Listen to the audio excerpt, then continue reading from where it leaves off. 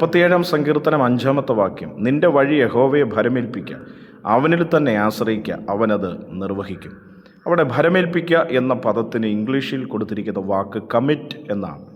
അതിന് വിശ്വസിച്ചേൽപ്പിക്കുക എന്നും അർത്ഥമുണ്ട്.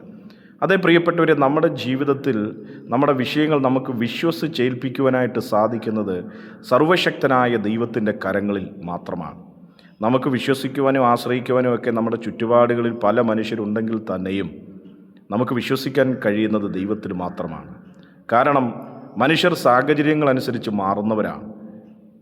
അപ്പോൾ തന്നെ അവരുടെ വാക്കുകളും അവരുടെ വാഗ്ദാനങ്ങളും ഒക്കെ മാറുവാനും സാധ്യതയുണ്ട്. എന്നാൽ നമ്മൾ വിശ്വസിക്കുന്ന, നമ്മൾ ഏൽപ്പിച്ച, നമ്മൾ ആശ്രയിച്ച വിഷയങ്ങളിൽ സാഹചര്യം എത്ര മാറി മറിഞ്ഞാലും അത് നമ്മുടെ ജീവിതത്തിൽ ചെയ്തു തരുവാൻ സർവശക്തനായ ദൈവത്തിന് കഴിയും. അതുകൊണ്ട് നമ്മുടെ വഴികൾ എന്ന് പറഞ്ഞാൽ നമ്മുടെ ആവശ്യങ്ങൾ, നമ്മുടെ ആഗ്രഹങ്ങൾ, നമ്മുടെ ഭാരങ്ങൾ, നമ്മുടെ പ്രയാസങ്ങൾ എന്തു തന്നെയാണെങ്കിലും അത് നമുക്ക് ദൈവത്തിൻ്റെ കരങ്ങളിൽ ഏൽപ്പിക്കാം, വിശ്വസിച്ചേൽപ്പിക്കാം.